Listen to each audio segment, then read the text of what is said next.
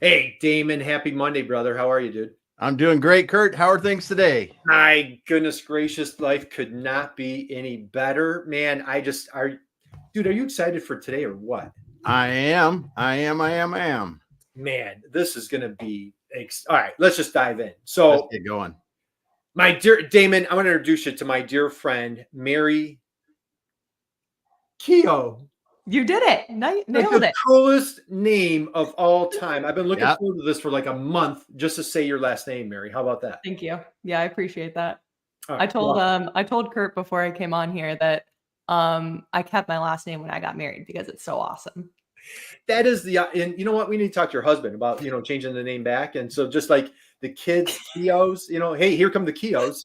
So Yep. Yeah. I Yeah. absolutely love that name. So Mary, you are tough to keep up with. We have a lot to unpack, a lot to uncover. You are an industrial marketing guru, phenomenon, all of the above. And we have lots to talk about. Yeah. But before we go there, Damon, I have a question for our dear friend Mary. Mary, are you ready? Are you sitting down? Are you prepared? Yes, Let's get I'm it. prepared. Better hang on for dear life. Okay, you ready? Mary, when you were a little girl growing up, where did you grow up, please? I grew up in the Chicagoland area, so like northwest suburbs of Chicago. Nice. Okay, so little girl growing up in the Chicago suburbs, okay, maybe Yep. Bears fan, something like that, right? Oh, definitely. Yeah. So when you were a little A girl bear. growing up, who was your hero? Who's your Um, hero growing up as a little girl in Chicago?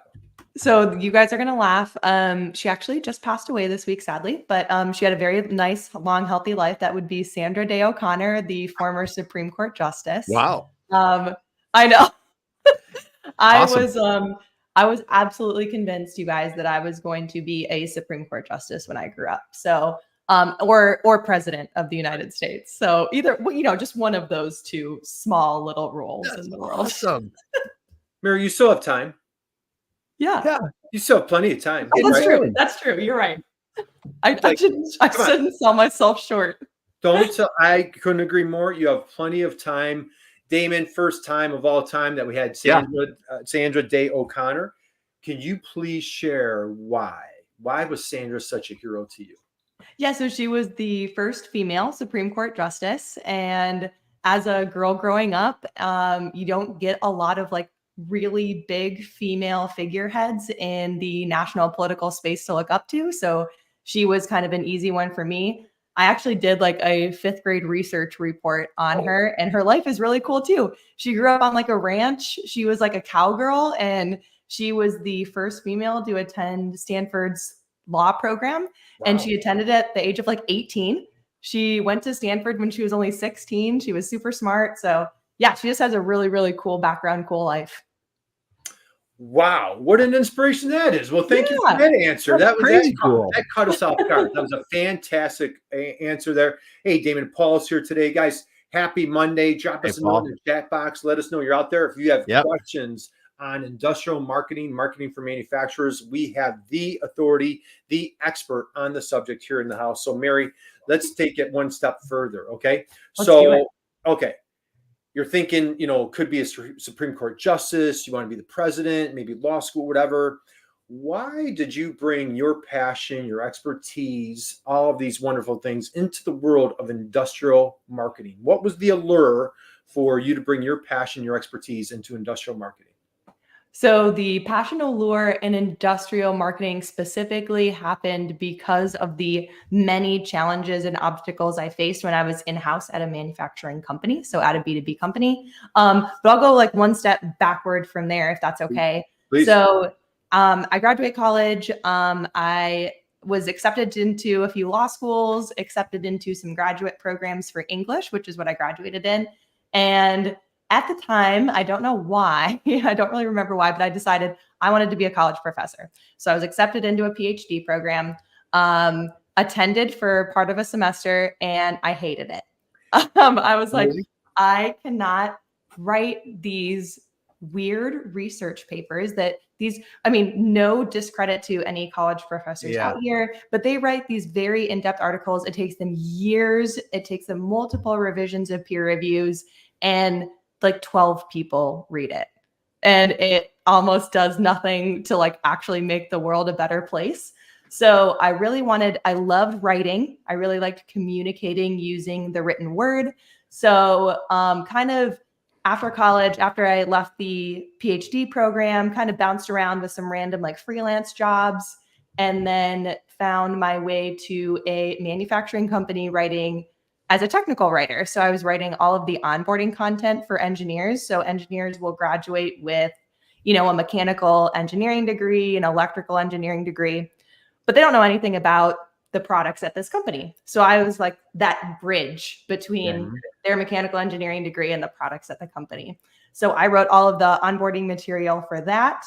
And then I just had this really great mentor at the company I was at. He was just fantastic and really encouraged me to take my talents and use them in other places, in like sales and marketing specifically. So I was doing marketing for the longest time in just this really small part of the company. If you guys want to see what I did, you can go to sprayanalysis.com. I wrote most of the material on that website. If you ever want to tear it down for me, that would be very funny for me. So that's where I kind of like built my marketing chops, and then went into corporate marketing for that same company at kind of a larger scale. And then during that time, just found marketing is not exactly the most respected division in manufacturing companies. I'm sure that's not going to be a shock to anyone listening today. And I think that was just like really hard for me to accept. I was just like, I'm a strategic thinker. Like, I know that we can be doing more with marketing. We can be doing more with communicating our value to our customers, and even just really bringing in customers into the conversation. So into the company conversation, because again, for everyone listening here, if you're at a mid-market B2B industrial company, I'm sure you can relate with this. Sales is really your only outlet to the customer. So sales is kind of responsible for managing accounts and bringing on new accounts. And that was true at the company I was at too. So we didn't really have a customer service department because it was just kind of like always sales. Sales was always that middle ground between the company and the customer. So poor little innocent Mary was trying to bring marketing into that conversation too, and was just getting continually shut out. So just really, that's where my passion and why I started posting on LinkedIn was just, hey, like marketing can be a strategic function. Like it can bring value to an organization. It doesn't just have to be the trade show coordination department, if that resonates with anyone. Yeah. Okay, man. What do you got, Damon? Well, the first thing is Spraying Systems is one of the first companies when I started working many years ago. I was working with one of their competitors, and we had to look at their company to see what was going on all the time. And it was always kind of the race between the two. And that's why it's crazy that you said that. Yeah. That's so cool. Yeah. I mean, there's so much stuff when you think about industrial application of liquids and whatever. But anyway, and marketing though, like you said, especially marketing for that kind of technical niche companies, right? And then within that company, so many unique niches, because you could be applying this or that or doing, I mean, we've had other guests where they talk about same things, highly engineered solutions or solving or technical problems, and how marketing can really educate, answer questions about products, applications, and everything that really helps those customers, begin to understand if your products or services are the right thing for them. Yeah, totally agree. Yeah. All right. Hey, we've got a couple of friends here. So, hey, Katie. Whitney. Whitney. Hey, here's Katie. Katie, Mary, Kurt, and Damon. And then we've got Whitney Houston in the house. Whitney, happy Monday to you. Happy Monday, Katie. So, Mary, all right, man, I have like 1,000 questions, but I know we don't have time for all of them. All right, so you start off with like academia. So anybody that just joined us, you're talking about PhD, and anybody that missed it, what were you thinking about for your PhD? What career, what field were you looking for at your PhD? Yes, I wanted to be a college professor, specifically in like English language literature. And if anybody really wants to nerd out, it was like American Lit. American Lit. All right, perfect. So you're thinking, so if you're just joining us, we're here with Mary, and she is just a marketing guru for manufacturers. Started out thinking you're going to have a career in academia. You're looking at law school, then academia, PhD. Now you've transitioned. How much of like that longing, like it seems like innately you have like this eagerness to help educate and teach, right? Yep. How much you find that as when you put your marketing hat on, that you are an educator for your customers? Do you find that at all, or how do you feel? Yeah, absolutely. I think that's been like one of my strengths as a marketer is just I try and filter every single thing I'm doing through the lens of why is this important to the customer? And honestly, like sadly, that's gotten me in a lot of trouble because I would like question because again, I'm sure a lot of B2B marketers will resonate with this. You get charged with like, we need to update this bulletin. We need to update the copy on this website. We need to update the catalog. We need more print materials for the trade show. Right. And I would be that person that was always like, why? Like, what is, I don't do, you know what happens with these brochures that I get at conferences?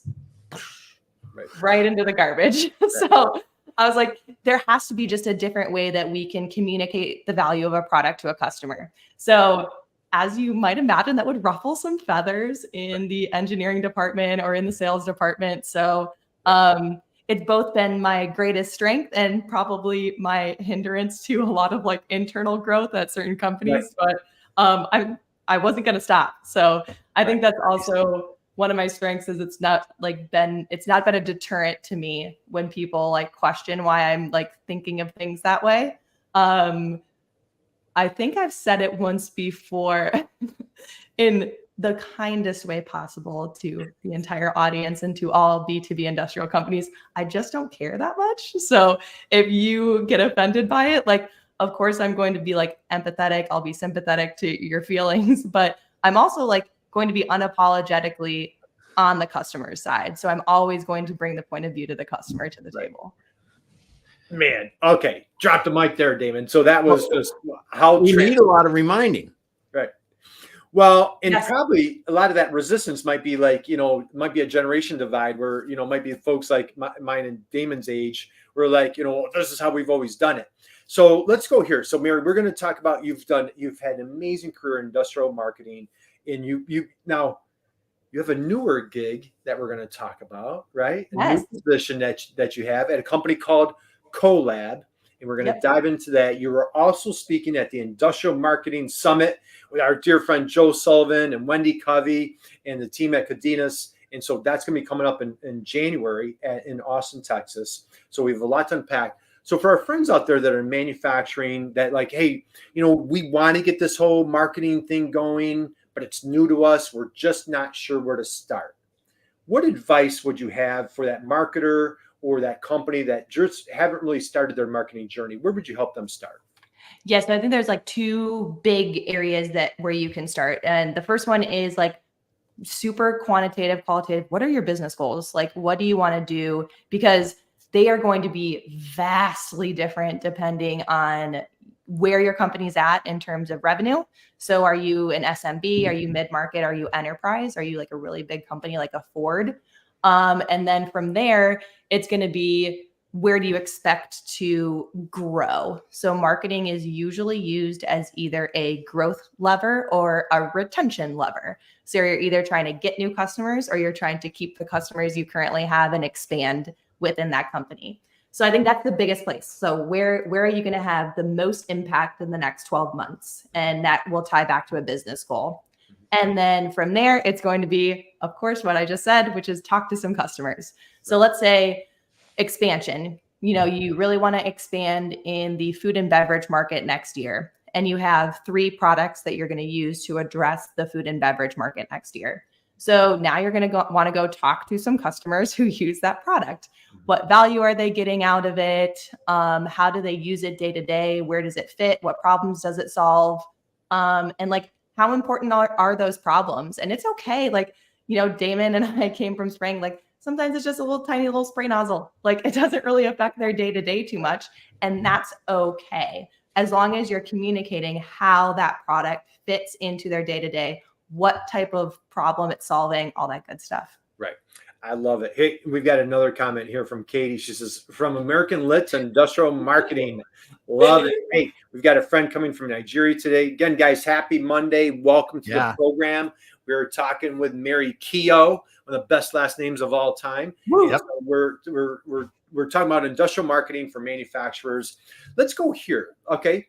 You are absolutely killing it, in my humble opinion, on LinkedIn. Oh, thank you. Your posts are just phenomenal. Tons of engagement. So what I love, Mary, is like, a lot of times, Damon, we kid around about being the cobbler's kid with no shoes. Yep. Like, you preach something, but when somebody goes to check you out, you're not really doing what you're saying. Mary, I feel like you're not talking the talk. You are walking the walk. Share a little bit of secret sauce, or maybe anything that you want to share is like, what's been really, how have you grown your LinkedIn journey, and like, what's been the key to success for your engagement on LinkedIn? Yes, I'm going to answer it in two ways. I'll do like a really fun one. Like, I'll give you some super tactical advice, and then I'm going to go high level first. So high level, I first started like kind of browsing LinkedIn. I think I was listening to a webinar. It might've even been a Gorilla 76 webinar, and then kind of fell down the LinkedIn rabbit hole. Looked up, Gorilla 76, some people they were connected to, found MJ Peters, who is now MJ Smith. She's, the CMO here at Collab. And what I loved that they were doing is just giving really practical advice to marketers. And I found it at the same time that I was in that transition from like the smaller marketing role into corporate marketing. And it was just incredibly valuable information. Like, it actually helped me do my job better. Nice. And so when I started posting on LinkedIn, all I wanted to do was like help past Mary. So help past Mary. What do she wish she would have known going into marketing? What is some practical advice that can actually help B2B marketers do their job better every day? So that's high level, like how I think about posting. Yeah. And then 3 keys to success if you're thinking about growing your LinkedIn influence, I would say. And that is quality, consistency, and reach. So you have to be posting really high quality content. So like you said, Kurt, you got to show that you've walked the walk and talked the talk. Mm-hmm. Number 2, you have to do it consistently. So I've been posting 3 to 5 times a week, every week for 2.5 years.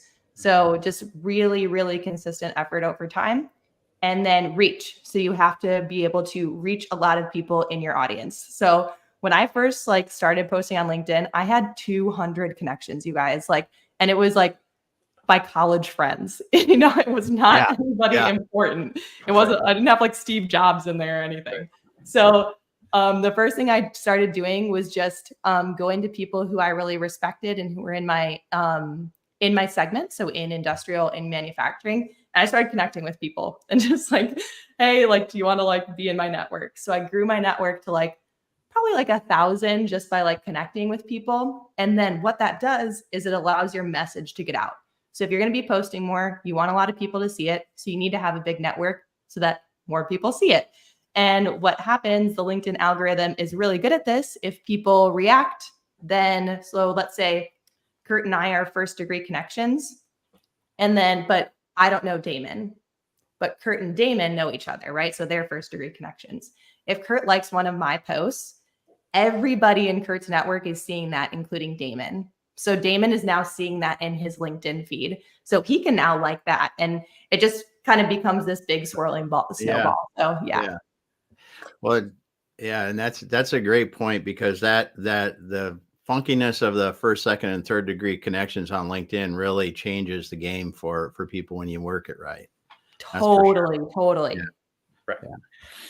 Damon, anything else you want to chime in? A thing too about LinkedIn. Anything that you want to chime in about what Mary? Quality and consistency. I think you're right on. And it's not always business, and when we talk about quality, it's I think a real mix of, even in the technical things, like you could be doing something super technical, but have some fun about what you're doing too. It could be a fun fact about life, could be a fun fact about business, but that is so relevant to see that there's real people behind this, I think, to continue to engage with people over time. Yeah, absolutely. I used to do this thing. I don't do it as much anymore, but people keep wanting me to bring it back. I really should. I used to do these marketing job post teardowns. I don't know if you guys ever saw me do that. That'd be awesome. So I used to do this. I used to take a job post that was either on LinkedIn or out in the sphere. Like people would actually send them to me, like, Mary, you need to tear down this job post. And I would just tear it down like line by line on one. Really? You just ripped it to shreds. That's Yeah. awesome. I'm So, writing like, that down. Yeah. So like, again, just making sure there's like a person, it really brings some personality.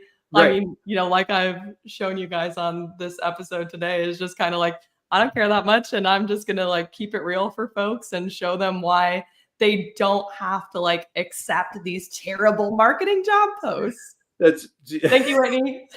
when he says they were epic and Katie says, yes, do them again. It was awesome. Oh, wow. I love it. Mary always has the details I need. Thanks for your stellar content. Yeah. I learn from you all the time. Katie, again, thank you, my friend.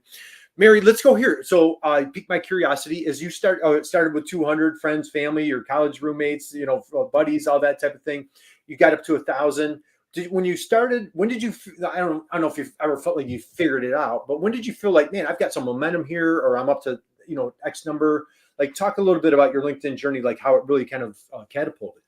Yeah, I think it catapulted the most when I was at Gorilla 76, because the great thing about working for an agency, and for an agency like Gorilla 76 that specializes in such like a niche area, so it only helps mid-market manufacturing companies, is you get exposed to a lot of mid-market industrial companies, go figure. So I would just take all of my learnings across the, anywhere from 5 to 15 clients that I was exposed to at the time and just kind of condense those.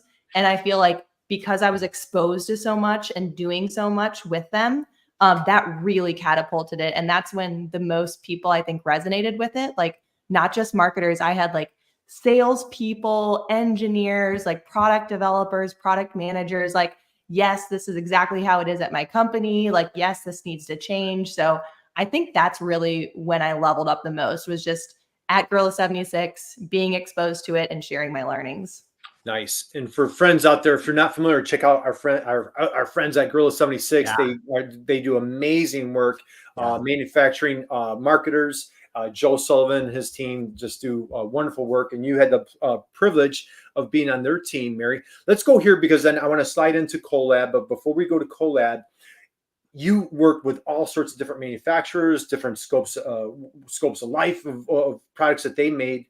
Share a little bit, like some of, like, maybe, little humble brag, but talk about like some of the really rewarding projects that you worked on, or maybe some of the campaigns that you saw some great success where the owners or the team that you were working with were just really thrilled of what you were doing. Can you share a couple of examples there?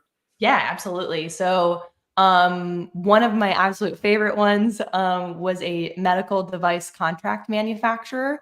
Yep. So somebody who would like help early stage startup med device guys. So they would maybe have like a prototype, or they might even be manufacturing like really, really small scale, like less than 1,000 parts.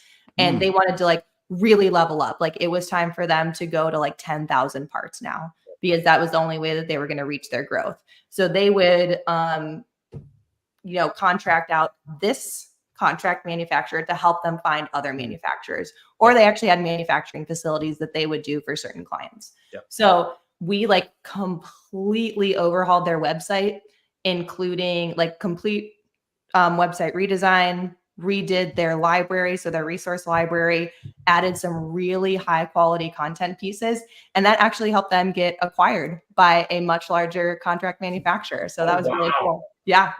Man, how cool is that? Yep. Helped them stop being the best kept secret, didn't it, Kurt? Exactly. Yes. Helped them to stop being the best kept secret. Not only, thank you, Damon. My mother always appreciates when you do that, but not only promoting the product, but promoting the company. Mary, do you think, man, I'm going off script here. Do you think it was like selling the culture, the product, the company, the people, all of the above? Like, what do you think really helped win the day on that transaction? Yeah, I think it really was like all of the above, but I think what made the most, like the highest impact, was definitely their about page. So if you go into your Google Analytics as a B2B manufacturing company, there's probably a lot of people visiting your about page, and it's probably the one that gets the least amount of love or the least amount of updates to it. And we went on site, we did filming, like we made an about us video, we did like the history, where they're going, like future state, like really, really high quality about us page. And then the other, I think, high impact page was like an our process page. So when you fill out a form with us, here's exactly what you are going to get. As soon as we receive that form in our inbox, here's what we're going to do. And here's how we're going to get you into your next stage of growth. Okay. Mary, we not only was that a drop the mic when it's like really, really juicy, we call them moments of silence. So that was Damon. Mary's talking. I'm going to so Mary, I take these little clips and I put them on YouTube Shorts. And I'm thinking, like, this clip right here is like absolutely like a blockbuster YouTube. So I'm shamelessly going to be promoting you, but just you're a manufacturer out there. Do it if there's nothing else. 2 pages. Today, if there's nothing else you do today, go to your about page and like hit the rebind button. Just listen to what Mary just said, and like really scrutinize your about page as if like you were like that dream customer landing on your website for the first time. And what I love what you said, and what's that with that Chris Voss? What's Chris's Voss? Never split the difference, right? Oh yeah. In Chris Voss's book, he says, like, give them the step-by-step. I'm going to do this. Yes. I'm going to call you at this time. I'm going to, like, when you engage with us, when you submit an RFQ, when you do whatever, this is what you can expect. Man, Mary, that was just so nice. Thank you. Well, especially, I mean, if you are a contract manufacturer or a custom manufacturer, if you do custom designs, like, you have to do that. Like, it should be priority number one. A company like, a distributor, or they just sell like, Stanley Black & Decker sells a bunch of hammers, like probably not quite as critical, but definitely critical if you're like mid-market, long sales cycle, highly consultative sale. I couldn't agree more. And even for, even for our friends that are the OEMs of like, hey, if you're going to buy this product, when can you expect it? What are ship times? What are delivery? What are price? Like all yes, absolutely. Oh the man, more David, you can do it. And I can tell you, even from our resource center, when people can look at those things that'll step you through, assessments or guides or the step-by-step, those are the most popular by far. When you look at it, you just look at your analytics and it'll show you what's the most popular on your site. And the thing you'll see is if your about us page is good, they'll stay on it longer. Or if your process page is there, is good, they'll stay on it longer. But if you have them and they're crappy, they'll just go boom, boom. They'll be in and out of them. They're going to your competitor. Yeah. So, all right, before we lose anybody, because I know it's top of the hour, connect with Mary on LinkedIn. You absolutely want to connect with Mary on LinkedIn. And hey, Whitney gives a little shout out. And Gorilla 76 is bringing the Industrial Marketing Summit to Austin, Texas in January. I will be there. Mary, do you know anybody else that's going to be at that conference by any chance? Yeah, I know a lot of people. Are you going to be there by any chance, Mary? I might just be there. Yes, I might have a tiny little speaking slot. Are you, Mary? Are you doing like a little jam session, workshop? Like, talk to us. What are you doing at the Industrial Marketing Summit? Yeah, so I'll be talking all things marketing and sales alignment. So how I've seen it play out from my time in-house to agency to back in-house. Man, you know what? You're going to be worth the price of admission. Just leaving my family for a few days, Mary, just to kind of geek out and hear all this wisdom bombs that you're dropping here. Hey, bringing the heat, right? Oh my goodness gracious. So, all right, this is going to be so good. So, guys, you absolutely want to connect with Mary on LinkedIn. You want to catch the Industrial Marketing Summit in January in Austin, Texas. Man, is it going to be? Oh my! Yeah, it's going to be awesome. Yes, Whitney Houston, I'm going to be there. I hope we're finally going to meet in person. Man, it's going to make my 2024. Mary, let's go here. Who is Collabs and how are you making the world a better place? Yeah, so Collab Software is a software company. We are making the world a better place by reducing product development timelines. So if you are in a big manufacturing company, you're probably doing product development for 2 reasons. You're either trying to reduce costs on a current product. So you've got this nice mature product and you're like, okay, it's bringing a lot of value. How can we either bring more value and raise the price of that product or reduce the cost of producing that product? So we help companies do that along with new product development. So you have a brand new product you're bringing to market. You have the initial concepts and you want to bring it through to prototyping and production. We shorten the cycles on both of those. So from the idea phase all the way to the new production phase, our goal is to shorten that cycle. What are some of the key areas that you cover with it? Yeah, so we are a design engagement system. So you usually have a lot of stakeholders in, not surprisingly, the product development process. So the old way, the way that it's being done now by most companies, is you're downloading a CAD file, you're sending a PDF via email, maybe you're sending it in a PowerPoint. Like, there's just all these little ways that people have of doing it, and none of them are very good and none of them are trackable. So we're bringing all of that into a platform. So you can bring a 3D CAD model into our platform and have multiple people commenting and leaving design tips and suggestions. Yeah. Nice. Yep. Yeah. Yeah. That's where it always hangs up, because, what file, even when you're not, it's just, ugh. Yeah, cool. we just did a survey of 250 engineering leaders, and I think the end result on one of the questions was they believe up to 50% of product feedback during the product development process is lost and will never be recovered. Isn't that crazy? Oh my! Yeah. Oh my. How many good ideas are flushed down the toilet because of that? Can you repeat that, please? Yes. So we just did a survey, 250 engineering leaders. And one of the questions was, how much feedback do you feel is lost during the product development process? So from when that initial idea comes all the way to production, and they said up to 50% of feedback is just poof, gone. Well, just think, okay, we're building, a new transmission for a car, or we're building a rocket engine, for SpaceX or something. You just think of all these subsystems, even like in the automotive, you got the seat assembly, just something that looks that simple in a car, but all the components and all the stuff and all the reviews. And if you're losing that much, how much quality improvement and cost reduction are you leaving on the table because of it? That's exactly right. Yep. So let's, Mary, if you don't, can we take a minute? I'm going to show your website. Yeah, that'd be awesome. Steven, you got to check this out, dude. So this is, all right, let's go here. And can you see my screen? Yeah, we gotcha. Okay. So all right. So here are the founders here, right? We've got Adam and Jeremy, if I have that correct. And so again, guys, we're with Mary from Collab Software, and you've got the exactly what I say earlier, Mary, you're not talking the talk, you're walking the walk. So if I'm if I'm a manufacturer and we're struggling with prototypes, exactly what we just said, things are slipping through the cracks, there's communication challenges, people are frustrated. So now, all right, who's behind the curtain? And so we've got Adam, we've got Jeremy, there's your buddy MJ. Yep. You scroll down, and what I love is, let me go back to your homepage, because you've got a great visual here on your homepage. Damon, check this out. Yep.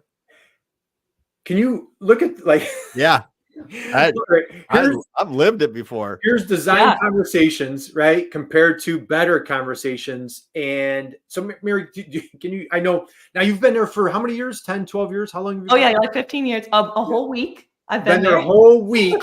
And so congratulations. And man, what a victory for Collab. Boy, they have an eye for talent. So kudos to the team here for bringing you on their team. Talk a little bit about what's going on this, what are we looking at right here? Yeah, so exactly what I tried to explain with my hands is doing much better in this visual. So your PLM is your product lifecycle management system, something like a Windchill. It's where all of your engineering data, your drawings are all stored. It's just like a big database. Yeah. And what happens is you usually take something from that database, send it along for a design conversation or a design review. And that's when you get that mess. So it might be in a spreadsheet, it might be in a PowerPoint, it might be in your email, it might be a PDF. You have no idea. There's no file consistency, nothing. So you have this very nice organized way of structuring your engineering data, but not a great way of doing anything after that. So once that data leaves the PLM, there's no great way to kind of consolidate it. And that's what we're doing with Collab. So we're bringing in that very messy after process and bringing it into one platform. Well, I absolutely love this. This is just hysterical. And just so make better design decisions faster. I absolutely love this. This is a great video here. And so again, like you guys are, again, I know you're just starting out new, but MJ and the team here are just doing incredible work of communicating and really trying to, deliver that easy button for the manufacturers that are like, stressed out to the max, trying to figure out these new products. Mary, what attracted you to this new opportunity? Yeah, so two big things. Like I had been following Collab for a while because of MJ mainly. So MJ was my number one reason. We had been in similar circles for a few years and just always really wanted to work for her. She's just an insanely intelligent person, really strategic, but still can execute really intelligently. So definitely wanted to have her as a mentor. And we had a couple opportunities to maybe work together, and it didn't work out until this position opened up as director of product marketing and content, and the rest is history. So a combination of MJ and the company. Well, congratulations to you. And what I also love in every manufacturer, I don't care what size you are, if you're a 5-person shop or a 100-person shop, you take a look at what they're doing here at Collab. And, they've got these case studies, a 30% reduction in lead time. Now, that is what Ford Pro is all about. And here they're giving different examples. Schneider Electric, and again, like you guys have like the who's who of companies that you're giving, that you're getting testimonials and case studies from. And so this is just, again, this website is really a case study in itself of how manufacturers could, like, Damon, as we love to say, stop being the best kept secret. Yep. And most importantly, like, how do you build that trust immediately? Yes. So, all right, I'm going to come back to you, Mary. I'm going to stop sharing, come back. I think it's so funny that you said it's like a case study in it, because like I said, I had been following MJ for a long time. So she's really good about working in public too. So she'll share her progress. And when I was at Map My Customers, which is like a little brief stint I had between Gorilla 76 and Collab, I copied MJ's design of her website almost for like exact structure. Like I was like, I want to use everything that MJ's doing, because it was just, like you said, it was just a really great case study in how a website should be structured to be customer centric. Well, nice. I love it. And I've had the honor and privilege. I've met MJ in person. I've heard her speak at at the last industrial marketing conference, and she is a powerhouse. Hey, a few friends here. Dan Bigger's in the house. Hey, Damon, did you hear? I don't know if you heard, there's some really exciting news going on with Dan. He got Employee of the Month for the 3rd month in a row. Nice. At his company. 3rd month in a row. Now, of course, his wife, I think, was the only one voting. But anyway, we won't get into it. So, hey, Inger says, thank God it's Monday. Happy Monday to you, Inger. And hey, we've got Katie dropping more love here. We've got Whitney dropping more love. So, all right, guys, we're going to start winding down. Mary, couple people just popped in case I didn't hear the word. Are you one of the speakers? Did I catch that correctly? Are you one of the speakers at the Industrial Marketing Summit in Austin, Texas at the end of January 2024? You happen to be on stage. Do I have that correct? You heard it correct. You heard it here first. I just heard it through the grapevine. I didn't know if that was confirmed or not. So what can people expect why are all the cool kids going to be at that conference, Mary? Yeah, so the cool kids are going to be at this conference because I truly believe like this is the first true industrial marketing conference I've ever heard of. So this is something I wish I had when I was in industrial marketing, when I was in-house and like executing in it day in and day out. So I think that's why all the cool kids are going to be there. It's the first time we're doing it. It's the first time we're gathering as an actual group, like putting our stake in the ground and saying, industrial marketing is different and industrial marketing matters. Industrial marketing matters, man. Yeah. One more, drop the mic. Hey, we've got more people are dropping. Hey, and Dan Bigger says this, Professor Catechins put up one heck of a cat. I saw that. I didn't know who was going to win. It was a tough race. Man, it was like, it was by a whisker, Damon. Yeah, by a whisker. I apologize. I couldn't help myself, Mary. That was a really good. That was like, Okay. All right. Mary, any parting thoughts, words of wisdom that you want to share with our friends out there as far as like marketing manufacturers? They want to connect with you on LinkedIn. They want to catch you in Austin, Texas. They want to stop by Collab Software. What else? Any other last words of wisdom that you want to share with everybody? No last words of wisdom, but if you have any questions at all, ever, I answer all of my DMs on LinkedIn, as long as they're not pitches. So please don't like slide in and try and pitch me your product or service. But if you have a legitimate question, a legitimate struggle, please reach out. I would love to help you. Absolutely. So, hey, and Whitney, I am just, man, you made my day. We're going to get to meet in person. Mary, go ahead, Damon. What do you got? One thing from the comments, I got to say, Inger had her 100th episode last Friday. Nice. I missed it, and I missed it. And so, Inger, hey, let's give a round of applause for Inger out there for just sharing that hated video, still hates video, did 100 episodes. You know what, Damon? As a matter of fact, I have an idea for a jam session. I was thinking there you go. We could do with you and Inger. I'll reach out to you guys. Mary, let's go here. So cool. Mary, you grew up in northwest suburbs of Chicago. Yep. Now, Damon, they play baseball in Chicago, don't they? Couple teams, I believe, do. Okay, so there's a north side team and a south side team. Mary, are you a baseball fan by any chance? Yes, I'm a baseball fan. And are you north side or south side, or what's that look like? Okay, so you can't tell my family this because my family grew up on the south side, like from south side Chicago. But I prefer the Cubs. I'm not gonna lie. Oh boy, I know. It's gonna be heated. Okay, you know what? What goes on here at the live show stays at the live show. We won't tell anybody. So it's just between friends, no family. So Mary, let's go here. I have a hypothetical question. This is just a pure asking for a friend. Okay, so the Cubs are playing a baseball game, playing against the hated St. Louis Cardinals. Okay, playing against the Cardinals. It's the bottom of the ninth. And there's somebody on second base. Bottom of the ninth, Cubs playing the Cardinals, and it's tie score. It's tie score. Somebody's on second base, bottom of the ninth, and they need the winning run. They need somebody to come up and hit the winning run, okay? The manager turns down the bench and says, hey, Keo, throw on your helmet, grab a bat, and will you please get up there and hit the winning run? We need to get out of here, right? We need to win this game. So you grab your helmet, you grab your bat, you're strutting up to the plate to hit in the winning run of this tie score against the hated St. Louis Cardinals. As you're walking to the plate, Mary, what is your walk-up song? Oh, that's a good one. Let's see. Probably Who Am I? What's My Name by Snoop Dogg. Who Am I? What's My Name by Snoop Dogg. That's our first time for Snoop, Damon. Dan Bigger says, I'm going with the baby elephant. All right. All right. So little Snoop Dogg to close out the show today. Mary, that was a great answer. Thank you. We appreciate you. Damon, your takeaways today, what are your thoughts? I just think that, Mary, you're bringing a fresh perspective to industrial marketing and showing, just the practical side of how you really can answer your customers' questions and talk to the customer and understand what they really need. And that's what marketing, even in the most technical places, can do. Mm-hmm. Yeah. Thank you. I appreciate that. Absolutely. So Mary, I've been following you from afar from a long time, and just, boy, I had high expectations and you completely smashed them. Woo-hoo! You are you have like that natural personality. You feel like I've known you my whole life. So anyway, Mary, thank you for spending your time, your passion, your energy, your expertise. Cannot wait to meet you in person.